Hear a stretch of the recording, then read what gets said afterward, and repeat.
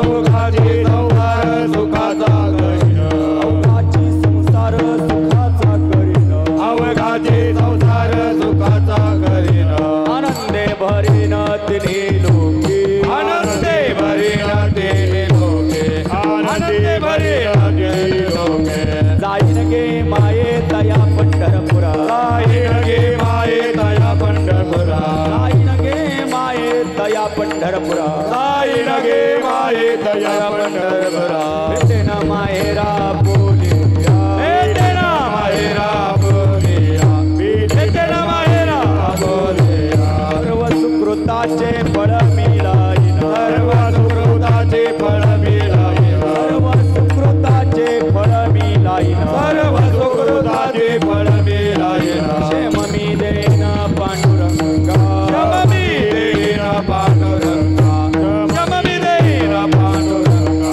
बापर कुमादेवरू विठ्ठलाच्या भेटी बापर कुमादेवरू विठ्ठलाची भेटी बापर कुमादेवरू विठ्ठलाच्या भेटी बापर कुमादेवरू विठ्ठलाची भेटी आपल्या सवासाठी करुणी ठेला आपल्या जगासाठी करुणी ठेला आपल्या जगासाठी करुणी ठेला जाईन गे माये तया पंढरपुरा जाईन गे माये तया पंढरपुरा गे माये तया पंढरपुरा जाईन गे माये तया पंढरपुरा भेटेन माहेरा पुरिया भेटेन माहेरा बोलिया भेटेन माहेरा बोलिया कुंभार कुमार कुमाई कुंभार कुमार कुमार कुमाई कुंभार कुमार कुमार कुमाई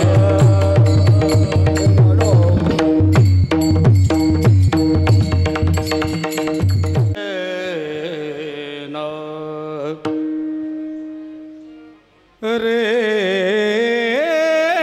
ना आ रे ना आ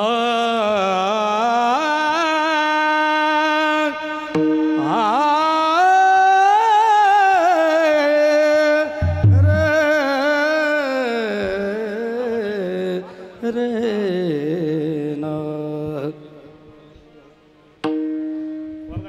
अवघाची संसार सुखाचा करीना अवघाचे संसार सुखाचा करी अवघाची संसार सुखाचा करी अवघाची संसार सुखाचा करी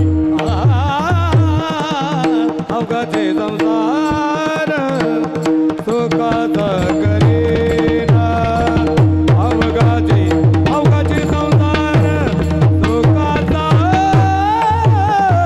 अवघाची संसार सुखाचा करीना अवघाची संसार सुखाचा करी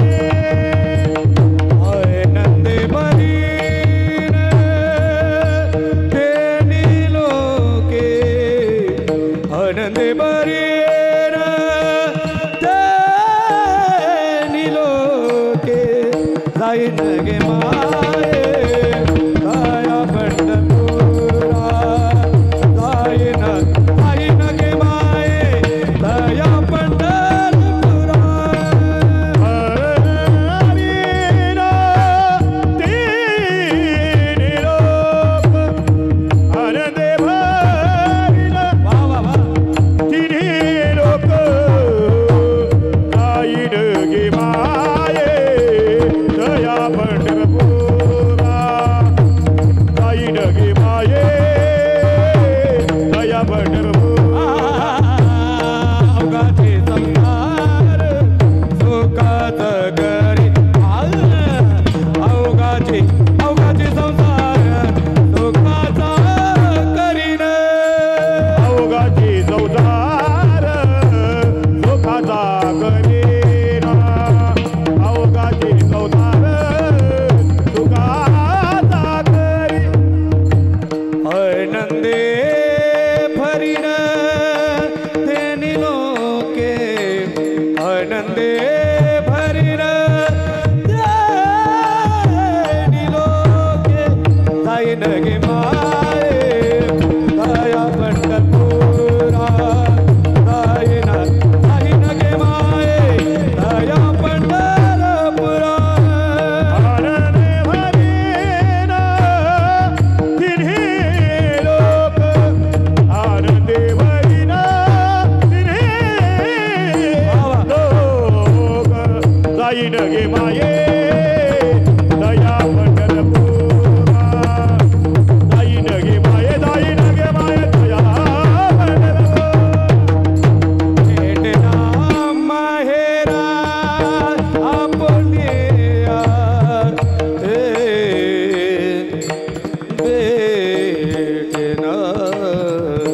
माहेरा ये भेटना भेटना माहेरा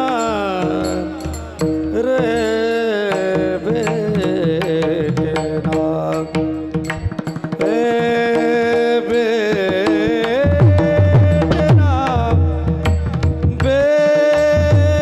भेटना रे ना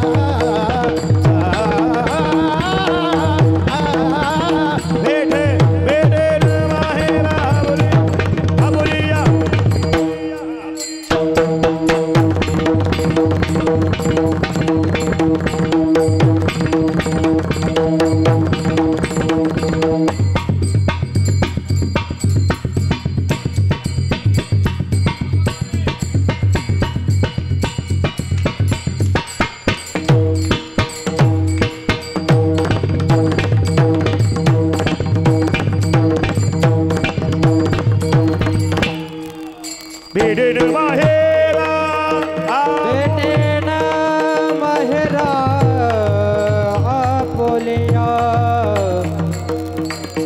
आपोलिया भेटेन माहेरा भेटेन माहेरा माहेरा माहेरा आपोलिया भेटेन माहेरा माहेरा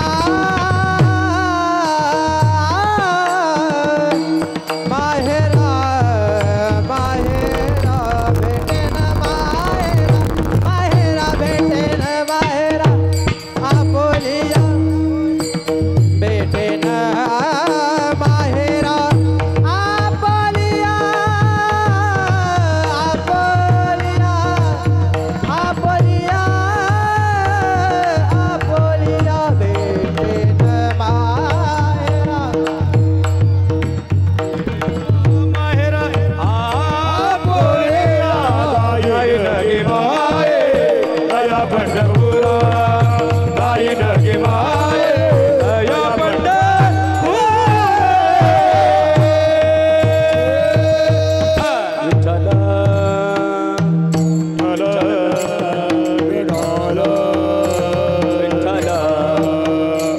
विठ्ठला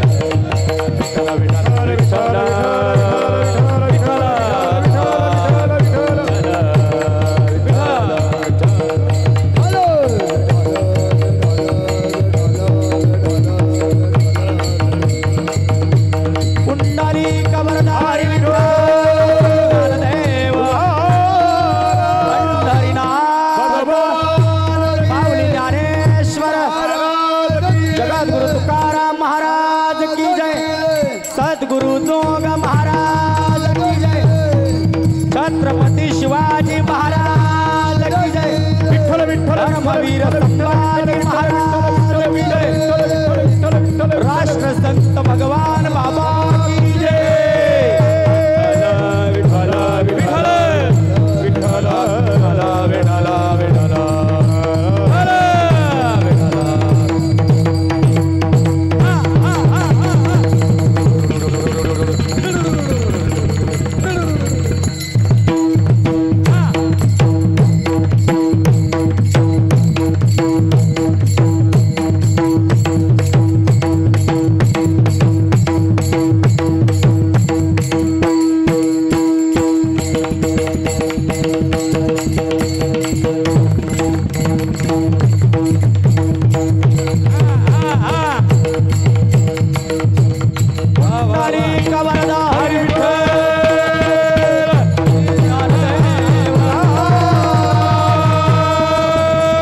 पंढरीनाथ भगवान की जय माऊली ज्ञानेश्वर महाराज की जय छत्रपती शिवाजी महाराज की जय गणपती बाप्पा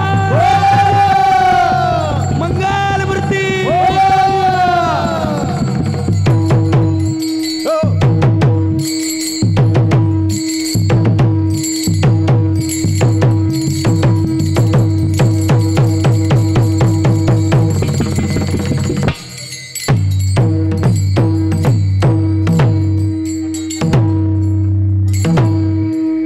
धन्यवाद. अवघाची संसार सुखाचा करीन, अवघाची संसार सुखाचा करीन, आनंदे भरीन तिन्ही लोके. जाईन गे माये तया पंढरपुरा, भेटेन माहेरा पुलिया. सर्व सुकृताचे फळ मी लाईन, क्षेम मी देईन पांडुरंगा.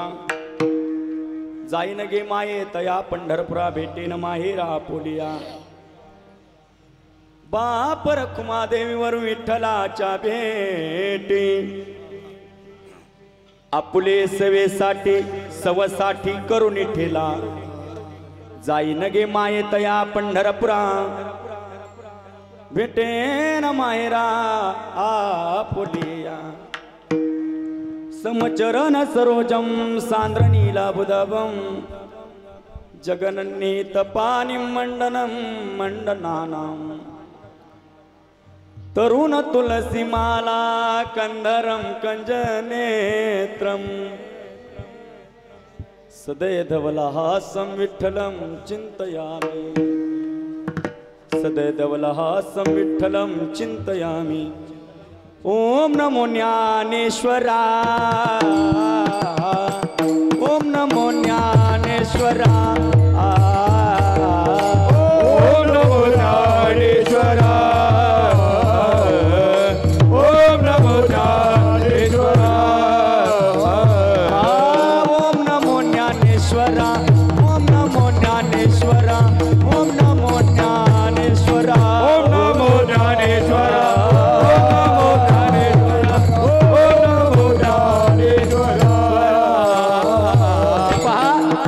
समोर बसलेल्या सगळ्या बाकावरील मंडळींना पुढे येऊन बसायचंय. कीर्तनामध्ये कुणीही कीर्तन मंडपाच्या आणि कीर्तन आसनाच्या वरती बसू नये. सगळ्यांनी खाली येऊन बसायचं, समोर येऊन बसायचंय.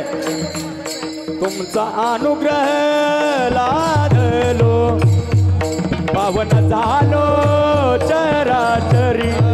तुमचा अनुग्रह लादलो, लादलो, तुमचा अनुग्रह लादलो, तुमचा अनुग्रह लादलो.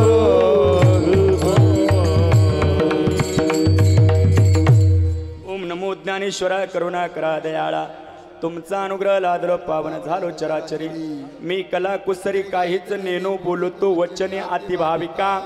तुमचा अनुग्रह लादलो, पावन झालो चराचरी. एका जनार्दनी तुमचा दास, त्याची आस पुरवावी. तुमचा अनुग्रह लादलो, पावन झालो चराचरी. अवघाची संसार सुखाचा करीन, आनंदे भरीन तिन्ही लोके. जाईन गे माये तया पंढरपुरा, भेटेन माहेरा पुलिया. नमो विठ्ठला राजया पांडुरंगा, नमो रुक्मिणी माऊली ज्ञान गंगा. नमो पुंडलिका, नमो चंद्रभागा. नमस्कार माझा रुक्मिणी पांडुरंगा. रायगडी मंदिरी वसे माझा राजा, चरणासी अर्पित आजल माही काया. जगदीश्वरासी बांधली जयाची ख्याती, प्रथम वंदितो तुम्हा छत्रपती.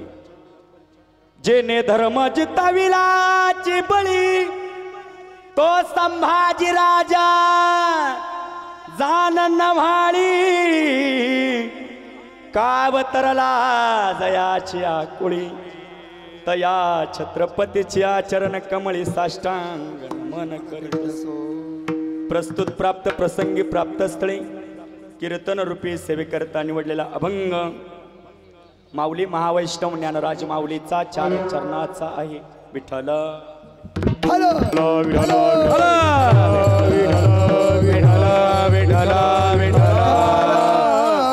वैकुंठवासी सौभाग्यवती सुनंदा सुरेश सांगळे यांच्या प्रथम पुण्य स्मरणार्थ संत गाडगे बाबा हॉल, हंगेवाडी, तालुका संगमनेर या पावन पवित्र गावामध्ये चालू असला हरिनाम सोर धरा दादा, चालू असला हरिनाम सप्ताह हा 1 दिवसाचा पुण्यस्मरणाचा कार्यक्रम. आणि या पुण्यस्मरणाच्या निमित्तानं आज माझ्या वाट्याला आलेली कीर्तनाची सेवा. विठ्ठल विठ्ठल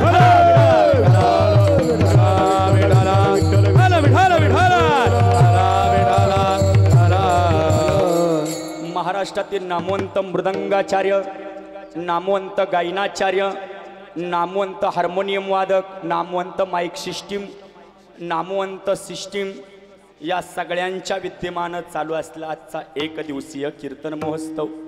आणि या कीर्तनाला निवडलेला अभंग माऊली महावैष्णव ज्ञानराज माऊलीचा 3.5 हाताच्या नरदेहाला उपदेश करणारा सुंदर अभंग सेवेकरता निवडला विठ्ठल.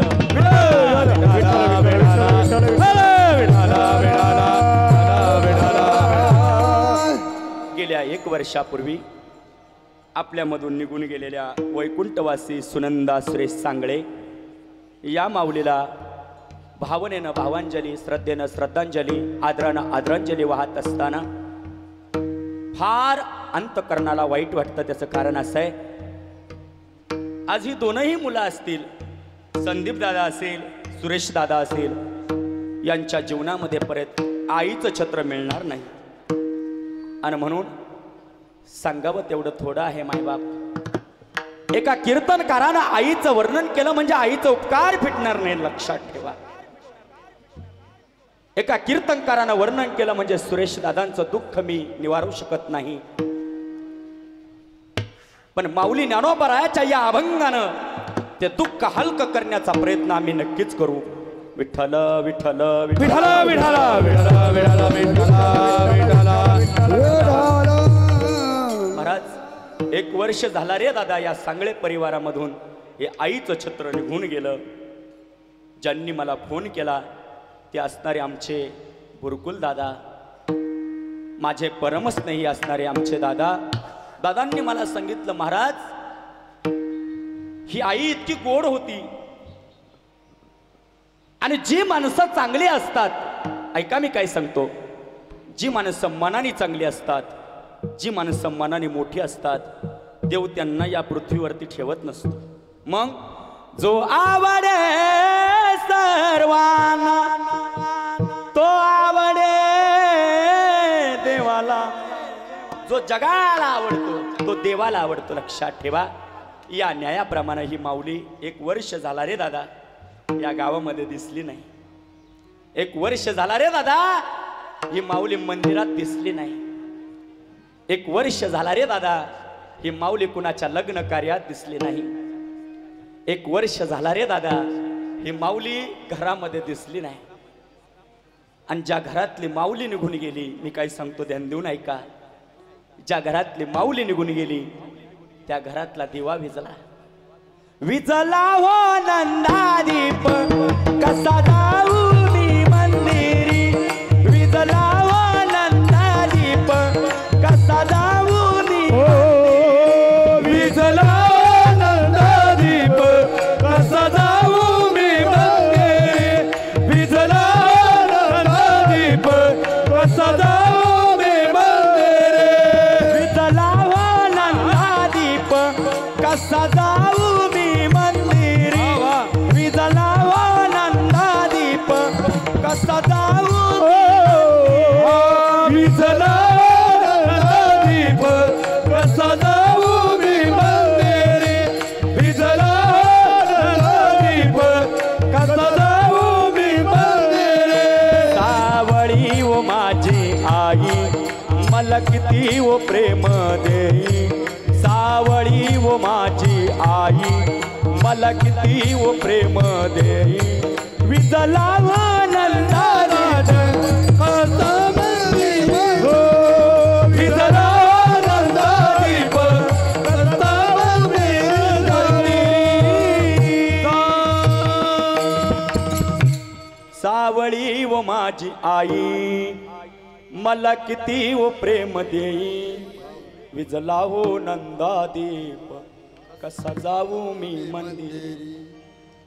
एक सांगू, साऊंड सिस्टीम वाले दादा फार गोड सिस्टीम आहे, पण एक जाता आता मी सांगून जाईन तुम्हाला. आई कीर्तनकारामधून आई सांगणाऱ्या कीर्तनकाराला विचारू नका. मग ज्याच्या जीवनात आई नाही अशा कीर्तनकाराला विचारा आईचं महत्व काय असतं ते. ज्याच्या जीवनामध्ये आई निघून गेली अशा कीर्तनकाराला कधीतरी भेटा, तो कीर्तनकार तुम्हाला सांगेल आईचं महत्व काय असतं ते. बाबा मी नारदाच्या गादीवरती उभा आहे आणि जाता जाता सांगतो 1 वर्ष 2 वर्ष 3 वर्ष आज 7 वर्ष झाले माझ्या आईला जाऊन. 7 वर्षांपासून असा एक दिवस गेला नसेल, पांडुरंगाची शपथ सांगतो अशी वेळ गेली नसेल का ज्या वेळेला मला माझ्या आईची आठवण आली नसेल. प्रत्येक क्षणाला आईची आठवण येते, मिनिटा मिनिटाला आईची आठवण होते. माझी आई मला एक वाक्य सांगायची, बाळकिशोर जगाच्या पाठीवरती मनुष्य किती जरी मोठा झाला तरी मनुष्यानं हे जमिनीवरती राहावं. माझ्या आईचं हे वाक्य माझ्या आयुष्यभर कानामध्ये दुर्मळत राहतं. आणि जाता जाता सांगतो माय बाप हो, माझी आई मला सांगायची बाळकिशोर मी ज्यावेळेस मरल ना त्यावेळेस तू रडायचं नाही. मी म्हणायचो आई का रडायचं नाही. माझी आई मला म्हणायची बाळकिशोर ज्यावेळेस मी मरल त्यावेळेस तू जगातला सगळ्यात भाग्यवान मुलगा असशील. का? कारण तू ज्या ज्या गावात कीर्तनाला जाशील, ज्या ज्या गावात कीर्तन करशील त्या त्या गावात तुझ्या समोर हजारो माता माऊल्या बसलेल्या असतील आणि त्या हजारो माता माऊल्या तुझी आई होतील. माझ्या आईचं वाक्य होतं. हे वाक्य माझ्या आजही कानावरती फिरतोय महाराज. मी तुम्हाला कशा करता सांगतोय, ज्याची आई गेली त्या कीर्तनकाराला विचारा आईचं महत्व. बुरकुल दादा आम्ही 3 वाजता घरी जातो, कधी कधी 2 वाजता घरी जातो. आणि ज्या वेळेला कीर्तन करून घरी जातो, ज्या कीर्तनकाराची आई जिवंत आहे तो जगाच्या पाठीवरचा सगळ्यात श्रीमंत कीर्तनकार आहे. का श्रीमंत आहे? कारण 3 वाजता 2 वाजता ज्या वेळेस घरी जायचा प्रसंग येतो, जर आई जिवंत असेल ना, ज्या कीर्तनकाराची आई हयात असेल ना, ती आई गेल्या गेल्या विचारत असते, ए किशोर जेवण आलास करे माझ्या वाघा. काही शब्द असतो जेवण आलास करे, पण ज्याची आई गेली त्याला जेवण आला का असं कोणीच विचारणारा नसतं. लक्षात ठेवा. आणि हे हक्काचं व्यासपीठ म्हणजे आई असते.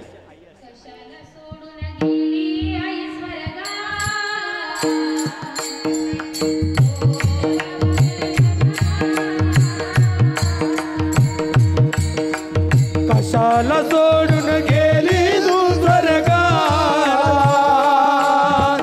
कोण वागविल तुझ्या बाळाला.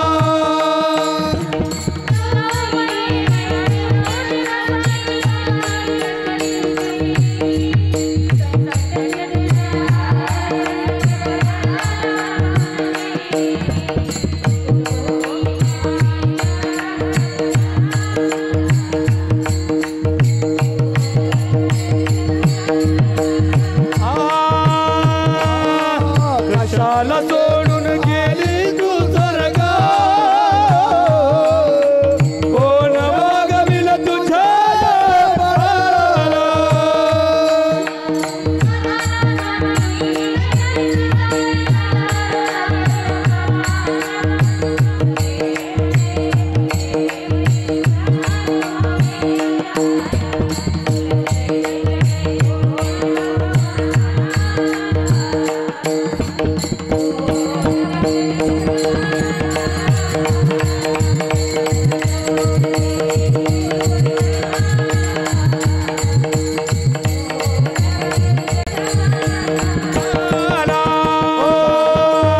कशाला सोडून गेली तू स्वर्गात,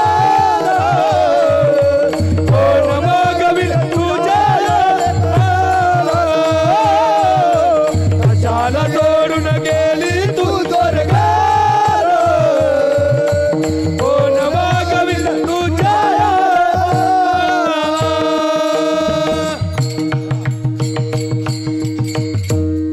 ज्याची आई गेली त्याला विचारा कधीतरी आईचं महत्व. श्यामची आई नावाचा एक ग्रंथ आहे मायबाप हो, तुम्ही श्यामची आई ग्रंथ वाचा, नक्की वाचा. त्या ग्रंथामध्ये आईचं महत्व सांगितले साने गुरुजींना. साने गुरुजी ज्यावेळेस अटक होते त्यावेळेस त्यांनी 42 रात्रींचं वर्णन कारागृहामध्ये कारागृहांच्या भिंतीवरती केलेलं आहे. त्या 42 रात्रींमध्ये त्यांनी आपल्या आईचं महत्व लिहिलेलं आहे. त्यावेळेला ते सांगतात की मला माझ्या आईची फार आठवण यायची. आणि मला वाटतं ज्यावेळेस साने गुरुजी ते चरित्र लिहित होते त्यावेळेस 1 वर्ष त्यांच्या आईला झालं होते, अंदाज माझा, कारण त्यांनी वर्षश्राद्धाचं वर्णन त्याच्यामध्ये केलेलं आहे, आईच्या वर्षश्राद्धाचं. ते लिहितात, मी ज्यावेळेस लहान होतो त्यावेळेस मी पुण्याला शिक्षणाला होतो आणि शिक्षणाला पुण्याला असल्यामुळे माझ्या आईचा ज्या वेळेला एखादा पत्राद्वारे मेसेज यायचा त्यावेळेस तो मेसेज मी वाचायचो, मला माझ्या आईची आठवण यायची. पण आज का कुणास ठाऊक पहाटे 4 वाजता आई माझ्या स्वप्नामध्ये आली आणि 4 वाजता स्वप्नात आलेल्या आईनं मला हाक मारली, श्याम श्याम म्हणून आवाज झाला. मी झोपेमधून जागा झालो पहाटे 4 वाजता. 4 वाजता ज्या वेळेस मी झोपेतून जागा झालो त्यावेळेस मी इकडे तिकडे पाहिलं तर माझी आई कुठं मला दिसत नव्हती. आई दिसेना म्हणून माझ्या लक्षात आलं मला स्वप्न पडलं होतं आणि त्या स्वप्नामध्ये मला माझ्या आईनं हाक दिली होती, आई म्हणून कोणी आई सहा कमारी त्या कानी. हाक कानावरती आल्याबरोबर साने गुरुजी जागे झाले होते. इकडे तिकडे पाहिलं होतं तर आई कुठं दिसत नव्हती, आई दिसत नाही आणि म्हणून शेजारी गेले, दरवाजा वाजवला तर मित्रमंडळी झोपलेले होते. म्हटले, श्याम अरे झोप, तुला स्वप्न पडलं असेल वाईट. नाही रे राजा हो, मला स्वप्न असं पडलं की माझी आई या जगाचा निरोप घेते. मला स्वप्न असं पडलं की माझी आई आता मला कायमची सोडून जाणार आहे. आणि म्हणून साने गुरुजी रडायला लागले, मला माझ्या आईकडे जायचंय. काही करून 8 वाजेपर्यंत साने गुरुजींना वाट पाहिली मायबाप आणि 8 वाजता साने गुरुजी पुण्याच्या बसस्टँडवरती गेले. बसस्टँडवरती गेलेले साने गुरुजी भीक मागू लागले, कारण जवळ पैसे नव्हते, आईला भेटायला जायचंय, काय करावं. साने गुरुजींचं गाव रत्नागिरी जिल्ह्यामध्ये पालगड नावाचं गाव आहे. त्या पालगडला जाण्याकरता साने गुरुजींकडे पैसे नव्हते.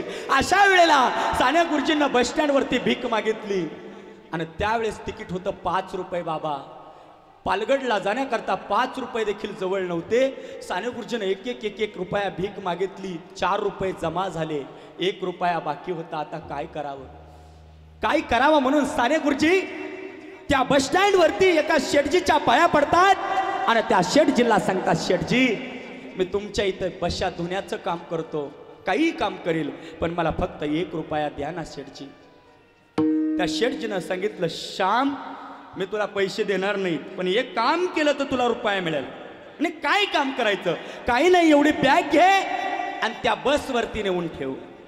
ती बॅग डोक्यावरती घेतली साने गुरुजींनं आणि बसवरती चढायला लागले. 2 पावलं वरती चढले, धाड दिशी आवाज झाला, बॅग खाली कोसळली. कारण लहान मुलगा असल्यामुळे त्यांना ती बॅग पेलवली नाही. बॅग खाली कोसळली. बॅग उचलण्याकरता श्याम गेले, त्यावेळेस बॅगच्या चिंदड्या झाल्या होत्या. बॅग फुटली होती. शेठजींना मुस्कटात मारले आणि साने गुरुजींना हाकलून दिलं. अपमानास्पद बोलणं केलं. साने गुरुजी रुसले, रडू लागले आणि देवाला दोष देऊ लागले, देवाला हाक मारू लागले, हे पंढरीच्या मालका मला माझ्या आई करता हे देवा कुठून तरी 1 रुपया मिळवून देणारे पांडुरंगा. हाक मारली. मी असं ऐकलं होतं रे देवा, तू संतांच्या दारामध्ये धावून जातोस. मी असं ऐकलं होतं रे देवा, तू एक हाक मारल्याबरोबर संतांच्या घरी राबतोस. मग माझ्यासाठी येणार रे देवा. ज्या सुखा कारणी देव वेळावला, ज्या सुखा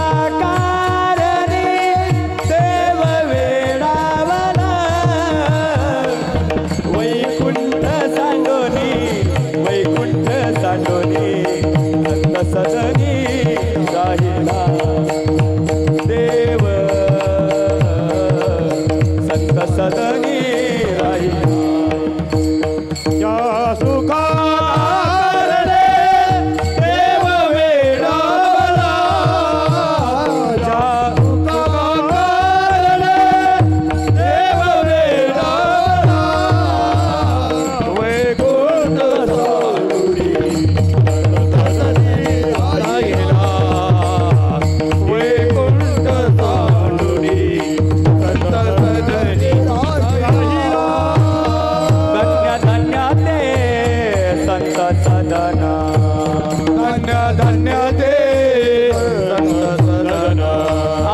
माते लक्ष्मी साईता शोभे नारायण येथे लक्ष्मी सहित शोभे नारायण नारायण नारायण नारायण वैकुंठ रे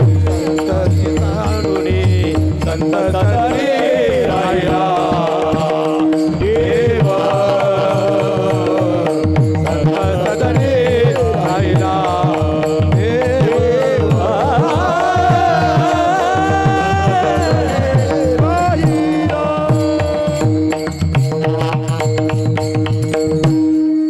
भगवंता तू धावून येतोस ना, मग माझ्याकरता का धावून येत नाही? का कुणास ठाऊक? देव कुणाच्या रूपाने येईन सांगू शकत नाही मायबाप. कंडक्टरच्या रूपानं त्या दिवशी भगवंत धावून आला आणि कंडक्टरनं साने गुरुजींना हाक मारली, श्याम इकडे ये म्हटले. कशा करता रडतोस? म्हटले मला माझ्या आईला भेटायला जायचंय. आईकडे जायचंय ना, मग मी तुझं तिकीट काढतो. तिकीट काढलं, बसमध्ये बसले. बस पालगडच्या जवळ गेली. पालगडच्या जंगलामध्ये बसने उतरून दिलं. त्या जंगलापासून साने गुरुजी चालत चालत चालत चालत घराजवळ गेले. दारामध्ये गेले तर अंगणातली तुळस वाळलेली दिसली. वाळलेली तुळस साने गुरुजींना पाहिली, रडायला लागले. तुळस वाळलेली दिसते त्याचा अर्थ माझी आई या घरात नाही आहे. शेजारी पाजारी विचारलं, आई कुठे आहे माझी आई? शेजारच्यांनी सांगितलं तुझी आई कायमची गेली. कुठे गेली? देवाघरी गेली. देवाघरी गेली. साने गुरुजी रडायला लागले. देवाघरी गेली, हंबरडा फोडला, पण त्यावेळेला वेळ निघून गेलेली होती. वेळ निघून गेलेली होती. शेजारच्या मावशीनं जवळ घेतलं, श्याम रडू नकोस रे बाळा, गेलेली आई परत कधी मिळत नसते. डोंगरा आड गेलेला सूर्य पुन्हा पुन्हा दिसेल, पण माती आड गेलेली आई परत कधी दिसणार नाही रे श्याम.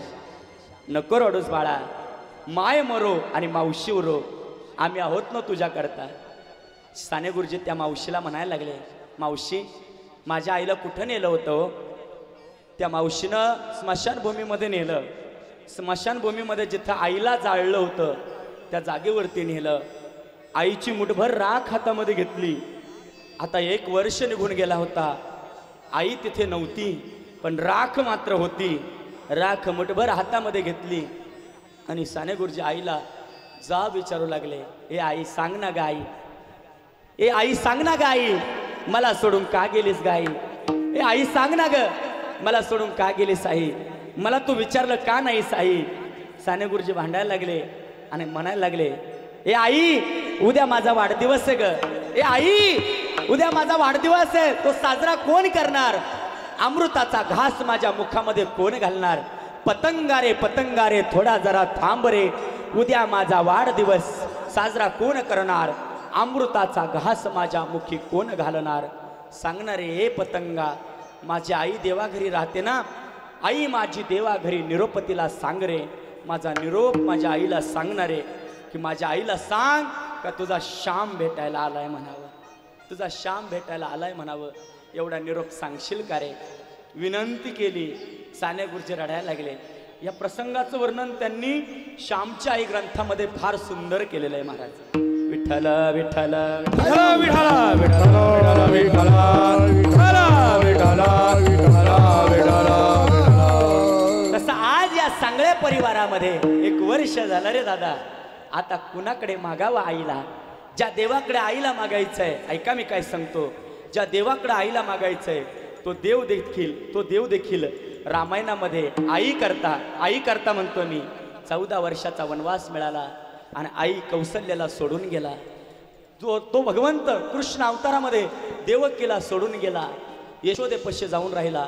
यशोदेपाशी लहानचा मोठा झाला. वेळ आली त्यावेळेस यशोदेला देखील सोडावं लागलं आणि यशोदेला सोडून देखील मथुरेला जावं लागलं. मथुरेला जाताना त्या यशोदेचं प्रेम देखील त्याला मिळालं नाही. तो देव देखील आईच्या प्रेमाकरता भिक्षुक आहे. तो देव देखील आईच्या प्रेमाकरता महाराज कनवाळू कृपाळू असणारा पंढरीनाथ परमात्मा देखील आईच्या प्रेमापुढे फिका आहे. आणि म्हणून आई स्वर्गापेक्षाही श्रेष्ठ आहे. आई देवापेक्षाही महान आहे. आई पृथ्वीपेक्षाही महान आहे. किती महान आहे? गणपती बाप्पाला विचारा. तो बाप्पा तुम्हाला सांगेल आई किती महान आहे, किती महान आहे. कैलासावरती ज्या वेळेस भगवान गणेशाचं आणि कार्तिक स्वामींचं वाद लागला, भांडणं लागली, कशा करता? रिद्धी सिद्धीच्या प्राप्ती करता. रिद्धी सिद्धीच्या प्राप्ती करता ज्यावेळेस वाद लागला त्यावेळेस गणेश बाप्पा पृथ्वी प्रदक्षिणेला गेले नाहीत. मग त्यांनी आपल्या आईला प्रदक्षिणा मारली, आईच्या पाया पडले. कार्तिक स्वामी पृथ्वी प्रदक्षिणा मारायला निघून गेले. आईला प्रदक्षिणा मारणाऱ्या गणेश बाप्पाला आईनं विचारलं, ए गणेशा जा ना पृथ्वी प्रदक्षिणा मारायला. त्यावेळेस गणेशा आईला म्हणतात, आई तू माझ्यासाठी पृथ्वीपेक्षाही श्रेष्ठ आहे. आई तू माझ्यासाठी स्वर्गापेक्षाही महान आहे. काय सांगू माझ्या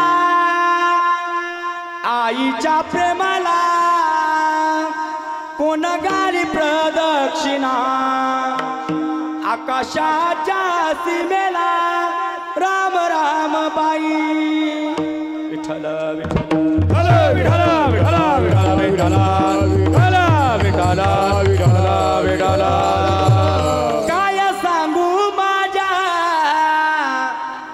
आईचे गुण, लागून नाही दिलं तान बुकावून. राम राम बाई.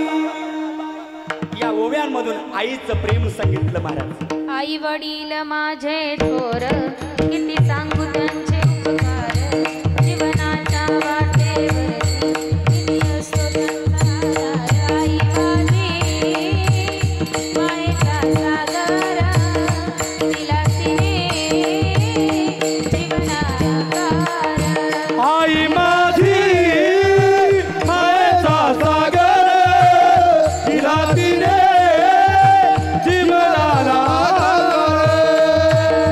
नभीची चांदणी तू गचंदराची कोर, शीतल तुझी छाया हवे जीवनभर. शीतल छायेमध्ये उभा आयुष्य जगेन. आई देवापासी निघ, आई तुलाच गमावेन. आई माझी मायेचा सागर, तिला तिने जीवनाला घाल. आई माझी मायेचा सागर, तिला तिने जीवनाला घाल. किती गोड प्रमाण दिलं. महाराष्ट्रामध्ये गाजलेलं गाणं आहे, फार सुंदर प्रमाण दिलं.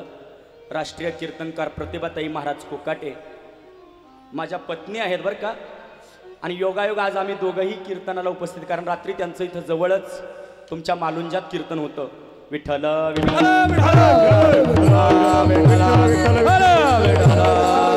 एवढी महान आई आहे, आई स्वर्गापेक्षाही महान आहे. अशा आईचं काय वर्णन करावं महाराज.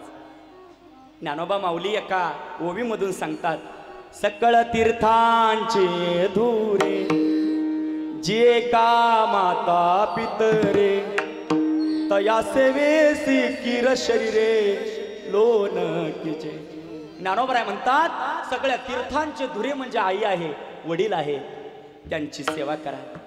आज हे मी कशा करता सांगतोय, कारण ज्यांचा अभंग मी सेवेकरता घेतलाय त्या माऊलीनं या सगळ्या चरणांमध्ये फक्त माहेराचं वर्णन केलेलं आहे. माहेराचं वर्णन केलेलं आहे. कारण संत महात्मे त्यांच्या जीवनामध्ये आई वडील पांडुरंगाला मानतात. लक्षात ठेवा, आई पांडुरंग परमात्मा आई असल्यामुळे देव माझा विठू सावळा, माळ त्याची माझी आगळा. विठू माऊली मानलं जातं आणि म्हणून तो आमची मायबाप आहे. एका जनार्दनी शरण, एका जनार्दनी शरण, येई माहेराची आठवण, येई माहेराची आठवण, येई माहेराची आठवण, येई माहेराची आठवण, येई माहेराची आठवण. माझे माहेर पंढरी आहे देवीवर जाती, आहे देवीवर जाती.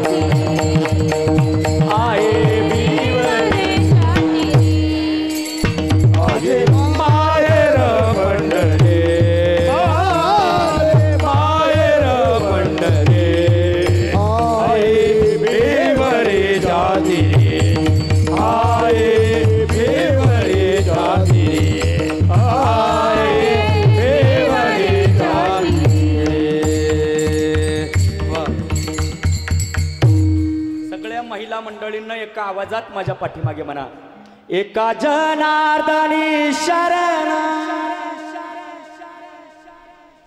तुम्ही झोपल्या का काय? येई माहेराची आठवण. म्हणता फार गोड, जोर धरा बाबा, फार गोड म्हणता, पण हळू आवाजात म्हणता. तुमचा आवाज महाराष्ट्राच्या कानाकोपऱ्यापर्यंत गेला पाहिजे. सगळ्यांनी म्हणा, एका जनार्दनी शरण येई माहेराची आठवण. येई माहेराची आठवण.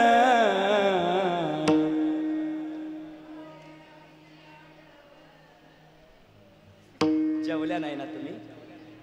वा वा, सुंदर म्हटलं. रात्री असंच एका कीर्तनामध्ये मी म्हटलं की म्हणा ना माऊली पाठीमागं, ती नुसतीच रडायची महाराज. का रडायची मला काही समजना. मी तिला विचारलं, आत्या का रडता तुम्ही? ती म्हटली मला, भाऊ तुझ्या कीर्तनामध्ये मला माझ्या शिळीची आठवण झाली. म्हटलं तुझ्या शिळीचा माझा काय संबंध? म्हटली भाऊ तुझ्यासारखीच माझी शिळी आरडून आरडून रे मेली. असं तसं काही योगायोग समजू नका. मी तुम्हाला सांगत होतो की आपल्या सगळ्यांचं माहेर कुठे आहे? पंढरी आहे. हे माझे माहेर साजनी, हे पंढरी हे माझे माहेर साजनी. पंढरी हे माझे माहेर साजनी, पंढरी हे माझे माहेर साजनी. ओविया कांडणी, ओविया कांडणी गाऊ किती. पंढरी हे माझे माहेर साजनी, पंढरी हे माझे माहेर. पंढरी हे माझे माहेर साजनी, पंढरी हे माझे माहेर साजनी. सगळ्यांचं माहेर पंढरपूर आहे. आंधळा गायक आहे पण आवाज मात्र फार पहाडी आहे. फार सुंदर आवाज आहे. संतोष महाराज लांगी त्यांनी एक प्रमाण दिलं, पंढरी हे माझे माहेर साजनी. पंढरपूर हे आपलं सगळ्यांचं माहेर आहे. मग माऊली ज्ञानोबाला विचारलं, माऊली तुमच्या पंढरीला जाण्यात आणि जगाचा संसार सुखाचा करण्यात काय संबंध? काय संबंध? ज्ञानोबराय म्हणतात पंढरीला गेल्याशिवाय संसार सुखाचा होऊ शकत नाही. सुखा लागी जरी करीसी तळमळ, तरी तो पंढरीसी जाय एक वेळ. तू एकदा पंढरीला जा, तुझा संसार सुखाचा झाल्याशिवाय राहणार नाही. पण माऊली तिथे पंढरीला जाऊन संसार सुखाचा होतो? माऊली म्हणतात का होणार नाही, चला माझ्या बरोबर. ज्ञानोबराय म्हणतात मी स्वतः जेव्हा जेव्हा मला माहेरची आठवण येते तेव्हा तेव्हा माहेराला जातो. अभंगाचं दुसरं चरण. जाईन गे माये दया पंढरपुरा, जाईन गे माये दया पंढरपुरा. जाईन गे माये दया पंढरपुरा, जाईन गे माये दया पंढरपुरा. भेटेन माहेरा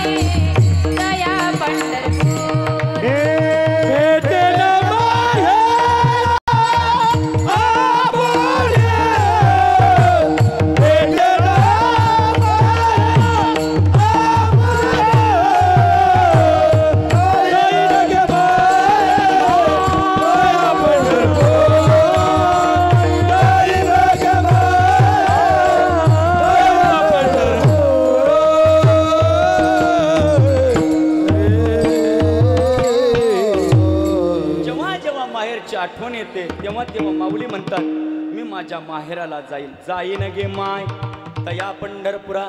कशा करता? अवघाची संसार सुखाचा करण्याकरता. विश्वाचा संसार सुखाचा करायचा असेल तर मला पंढरीला जावं लागतं. जगाचा संसार सुखाचा करण्याकरता माऊली म्हणतात मी पंढरीला जाईल. पण माऊली पंढरीला जाल कशा करता? संसार तर इकडे आहे ना. संसार सुखाचा करण्याकरता पंढरीला जाण्याची काय गरज आहे? ज्ञानोबराय म्हणतात माझा मायबाप हा श्रीमंत आहे. किती श्रीमंत आहे? तो राजा आहे पंढरीचा. आणि राजा असल्यामुळे मला त्याच्याकडे जावं लागेल. त्याच्याकडे गेल्याशिवाय माझा संसार सुखाचा होणार नाही. त्याच्याकडे जावं लागेल. आणि त्याच्याकडे जाण्याकरता मी कुणाचाही विचार घेणार नाही, कारण ते माझं माहेर आहे. आणि मुली करता माहेर हे हक्काचं ठिकाण असतं. मायबाप किती हक्काचं ठिकाण असतं. माहेर जोपर्यंत आहे, विशेष त्याच्याही पुढे जाऊन सांगतो, माहेरात आई वडील जोपर्यंत आहे तोपर्यंत मुलीचं माहेर आहे.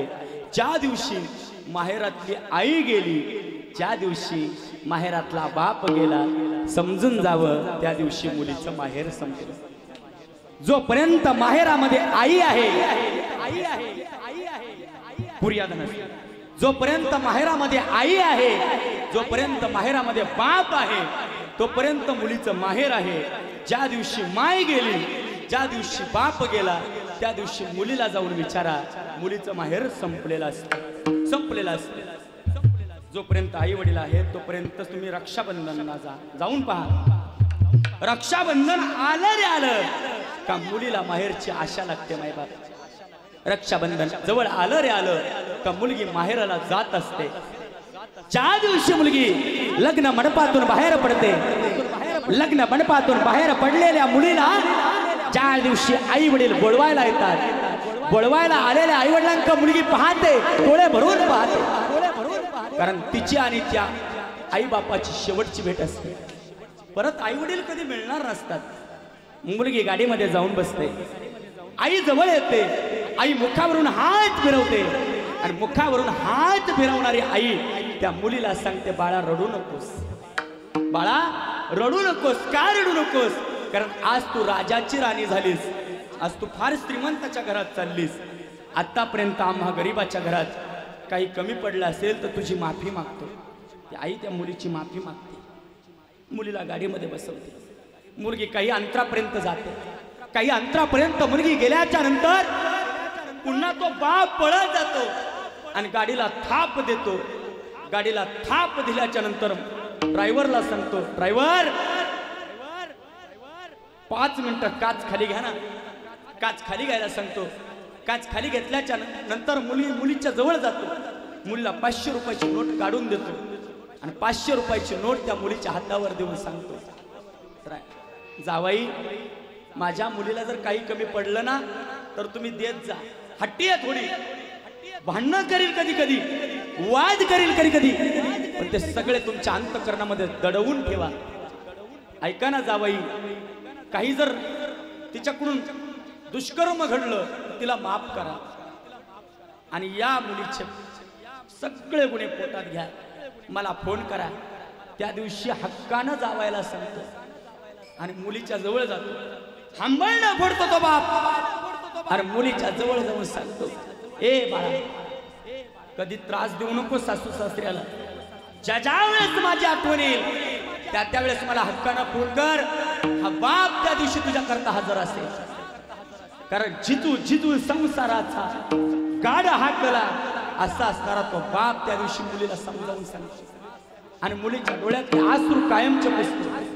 मुलीला बोलवतो, पाठीमागे जातो, हंबळणा फोडतो आणि हंबळणा फोडून मुलीसाठी रडतो.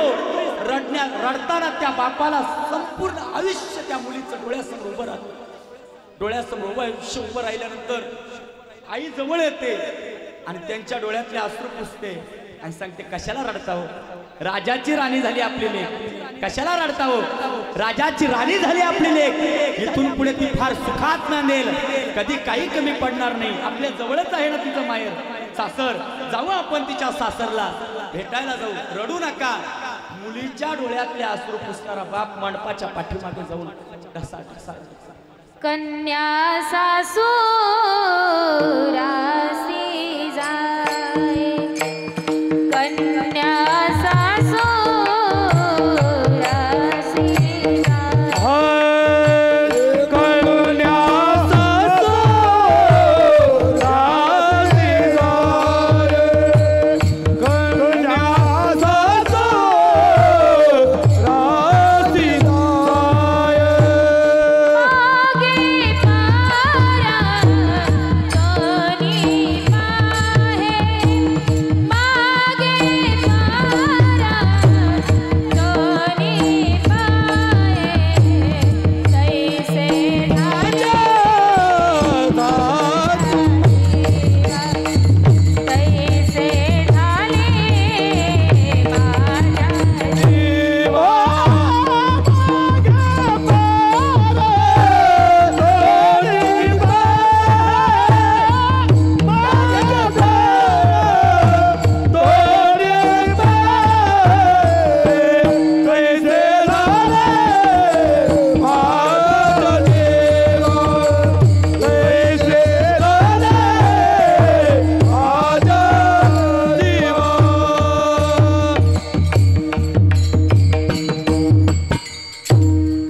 सासुर असे जाय मागे परतोनी पाय.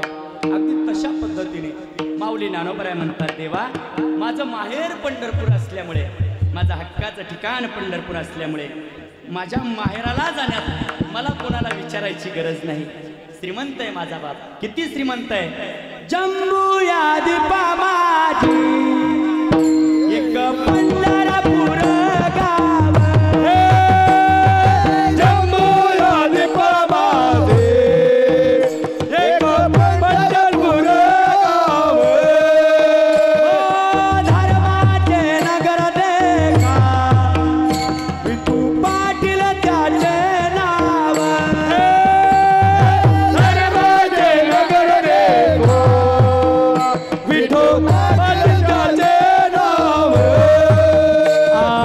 चला जाऊ तया खाया काही भोजन मागाया, चला जाऊ तया खाया काही भोजन मागया. विठोबाचा धर्म जागो त्याचे चरणी लक्ष लागो, विठोबाचा धर्म जागो हरी हरी त्याचे चरणी लक्ष लागो. विठोबाचा धर्म जागो त्याचे चरणी लक्ष लागो, विठोबाचा धर्म जागो त्याचे चरणी लक्ष लागो.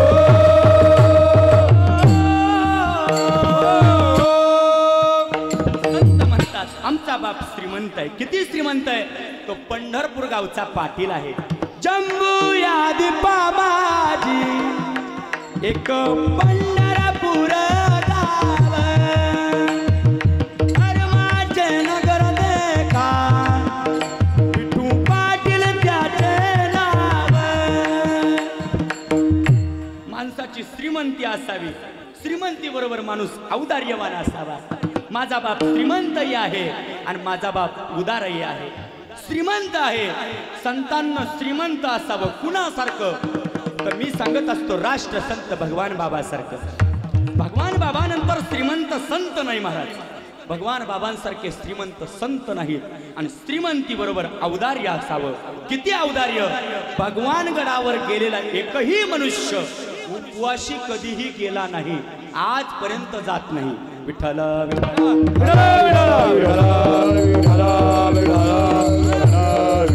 भगवान बाबाचं कुठलंही कीर्तन पहा तुम्ही, प्रत्येक फोटोमध्ये तुम्हाला भगवान बाबांच्या काळा कोट दिसेल. भगवान बाबाचं ऐश्वर्य होतं महाराज. भगवान बाबा कीर्तनाला जाताना सुद्धा घोड्यावरती जात होते. लक्षात ठेवा, त्या काळात कुणालाही वाहन नव्हतं, सगळ्यांकडे बैलगाडीवरती कीर्तनाला जायचे. पण भगवान बाबांची श्रीमंती पहा, भगवान बाबा घोड्यावरती कीर्तनाला जायचे. हातामध्ये भगवान बाबाच्या तुळशीची माळ असायची. पवित्र ऐश्वर्य संपन्न संत भगवान बाबाला म्हटलेलं आहे. आणि म्हणून ऐश्वर्य असावं आणि औदार्याबरोबर ऐश्वर्याबरोबर माणूस स्वतंत्र देखील असावा. माझा भगवंत श्रीमंतही आहे, माझा भगवंत उदारही आहे. विट्यावर जाते पाऊल समान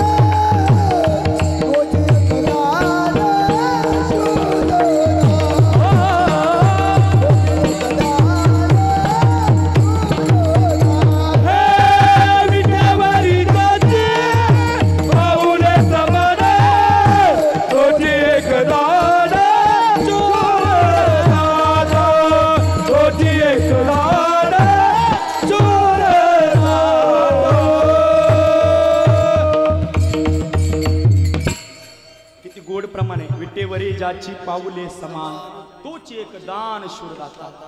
दाता माझा पांडुरंग सारखा दाता कुणीच नाही महाराज. उदार तो हरी आईसी कीर्ती चराचरी अनंत हे थोरी गरजता ते पवाडे. एवढा श्रीमंत आहे देव. मग देवासमोर तुम्हाला हात पसरावे लागणार. ज्ञानोबराय म्हणतात मी हात नाही पसरणार. मग मी काय करील? अभंगाचं 3रं चरण. सर्व सुकृताचे फळ मिळाईल, सर्व सुकृताचे फळ मिळाईल, सर्व सुकृताचे फळ मिळाईल, सर्व सुकृताचे फळ मिळाईल, सर्व सुकृताचे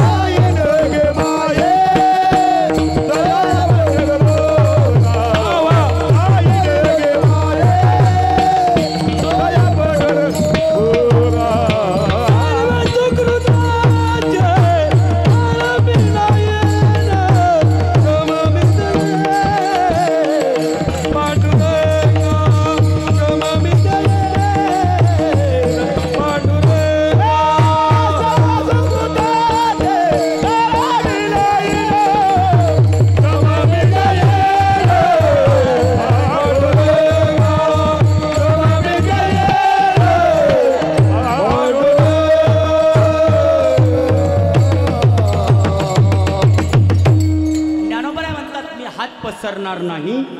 मी माझा हक्क सांगेल. माझ्या मायबापाला मी सांगेल देवा तू श्रीमंत आहेस, तू उदार आहेस आणि मी आतापर्यंत माझ्या सत्यवादाचे तप वाचा केली बहुत कल्प तया फळाचे महादीप पातलो प्रभू. देवा मी तुझ्या समोर हात नाही पसरणार.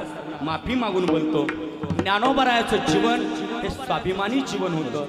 ज्ञानोबरायांना जगाच्या मालकासमोर सुद्धा हात पसरले नाहीत. मनुष्याचं जीवन हे स्वाभिमानी असावं. किती स्वाभिमानी असावं. तुम्हाला एका रात्रीचा प्रसंग सांगतो. मला वाटतं रात्रीचे 1 वाजले होते. रत्नागिरी जिल्हा होता आणि रत्नागिरी जिल्ह्यामध्ये संगमेश्वर नावाचा गाव होतं. ज्या गावामध्ये महाराष्ट्राचा राजा छत्रपती संभाजीराजे मुक्कामी होते. मी स्वाभिमान सांगतो तुम्हाला. स्वतःच्या लाडक्या मेवण्यानं ज्याचं नाव होतं गणोजी शिर्के, त्या गणोजी शिर्केनं गद्दारी केली महाराज आणि छत्रपती संभाजीराजांना पकडून दिलं. आलमगीर बादशाह औरंगजेबाच्या ताब्यात दिला. त्यावेळेस मुकरब खान होता आणि मुकरब खानाचा वेढा त्या संगमेश्वराला पडला होता। रात्रीची वेळ होती, 1 वाजलेले होते। 1 वाजता छत्रपती संभाजी महाराज कैद झाले, शिवरंजनी वाजवा। 1 वाजता छत्रपती संभाजीराजे कैद झाले आणि कैद झाल्याबरोबर छत्रपती संभाजीराजे महादेवाच्या पिंडीवर अभिषेक घालत होते। मी स्वाभिमान सांगतोय तुम्हाला, राजे समोर गेले, मुकरब खान बाहेर उभा होता आणि मुकरब खानाच्या शेजारी गणोज शिर्के नावाचा मराठी मावळा समोर होता, ज्याला गद्दार म्हणून संबोधलं गेलं। अशा गद्दाराच्या समोर छत्रपती जातात आणि राजे एकदा पाहतात आणि राजे मुखानं त्या गणोजीरावाला विचारतात, गणोजी, वतन तुकड्यासाठी बेईमानी केली, तुम्हाला वतन तुकडा पाहिजे होता, एकदा या राजापाशी बोलला असता तर तुम्हाला वतन तुकडाच काय अख्खा महाराष्ट्र तुमच्या नावावर केला असता। गद्दारी केलीस तुम्ही, कशासाठी? जमिनीसाठी।